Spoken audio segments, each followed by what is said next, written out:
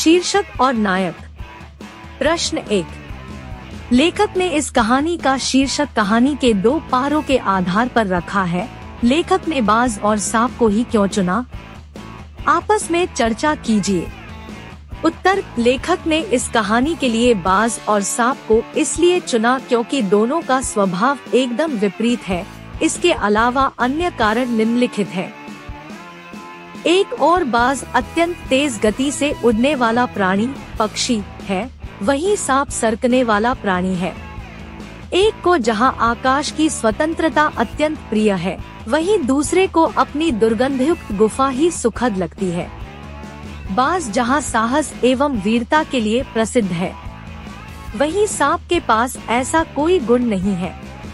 शिकारी पक्षी बाज अपने सामने आए खतरों की परवाह नहीं करता, भले ही उसकी जान चली जाए, किंतु सांप को अपनी जान बचाने की चिंता लगी रहती है। कहानी से प्रश्न 1। घायल होने के बाद भी बाज ने यह क्यों कहा, मुझे कोई शिकायत नहीं है? विचार प्रकट कीजिए। उत्तर। घायल होने के बाद भी बाज ने ऐसा इसलिए कहा क्योंकि बाज ने अपने मजबूत पंखों से गगन के विस्तार को जी भरकर नाप लिया था।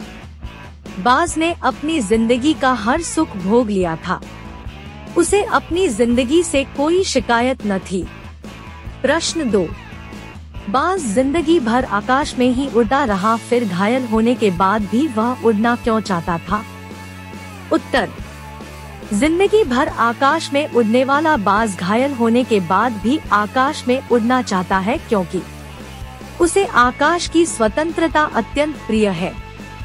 उसने अभी भी जिंदगी से हार नहीं मानी है।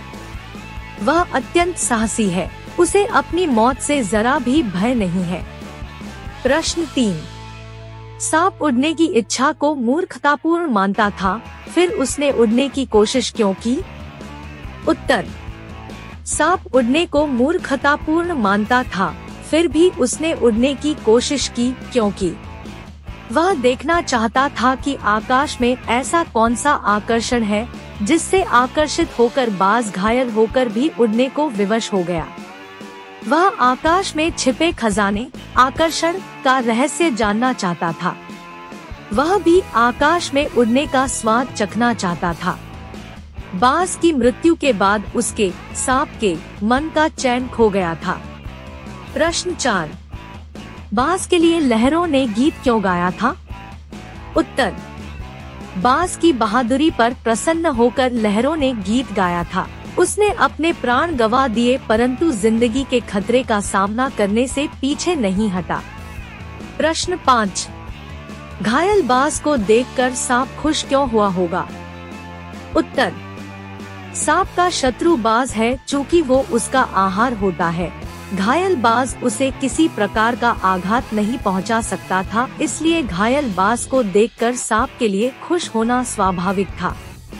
कहानी से आगे। प्रश्न 1।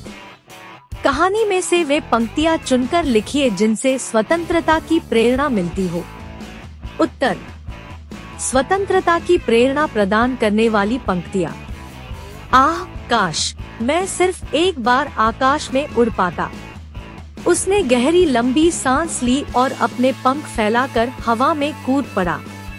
हमारा यह गीत उन साहसी लोगों के लिए है जो अपने प्राणों को हथेली पर रखे हुए घूमते हैं। चतुर वही है जो प्राणों की बाजी लगाकर जिंदगी के हर खतरे का बहादुरी से सामना करे। हमारा गीत जिंदगी के उन दीवानों के लिए है जो मर कर भी मृत्यु से नहीं डरते। प्रश्न 2। लहरों का गीत सुनने के बाद सांप ने क्या सोचा होगा? क्या उसने फिर से उड़ने की कोशिश की होगी? अपनी कल्पना से आगे की कहानी पूरी कीजिए। उत्तर। लहरों का गीत सुनकर सांप ने सोचा होगा कि बाज की बहादुरी से प्रसन्न होकर लहरों ने उसके लिए गीत गाया है। मुझे भी कुछ ऐसा करना चाहिए जिससे कि मेरे लिए भी गीत गाए जाएं। उसने उड़ने की कोशिश नहीं की होगी क्योंकि वह उसके लिए संभव नहीं है। उसने अपने अनुसार अन्य कार्य को करने की योजना बनाई होगी। प्रश्न 3। क्या पक्षियों को उड़ते समय सचमुच आनंद का अनुभव होता होगा या स्वाभाविक कार्य में आनंद का अनुभव होता ही नहीं? विचार प्रकट कीजिए। उत्तर, पक्षियों को उड़ते समय आनंद की अनुभूति होती होगी क्योंकि वह तो उनके लिए स्वाभाविक कार्य है, लेकिन यदि स्वाभाविक कार्य भी उत्साह से किया जाए तो वह आनंददायक होता ही है। प्रश्न 4, मानव ने भी हमेशा पक्षियों की तरह उड़ने की इच्छा की है। आज मनुष्य उड़ने की इच्छा किन साधनों से पूरी करता है? उत्तर, मानव ने पक्षियों को उड़ते देखकर उनकी तरह ही उड़ने की इच्छा जागृत की होगी, तभी तो उसने अपनी इस इच्छा की पूर्ति के लिए हवाई जहाज का आविष्कार किया और उसी के द्वारा वह अपनी उड़ने की इच्छा की पूर्ति करने लगा। अनुमान और कल्पना। 1, यदि इस कहानी के पात्रबाज और सांप न होकर कोई और होते तब कहानी कैसी होती? अपनी कल्पना से लिखिए। उत्तर, कहानी में बाज और सांप न होकर कोई अन्य पात्र होता तो कहानी उतनी प्रभावी नहीं होती क्योंकि इनके माध्यम से लेखक ने मानसिक सोच में अंतर दिखाया है जो कि बाज और सांप के द्वारा ही संभव है।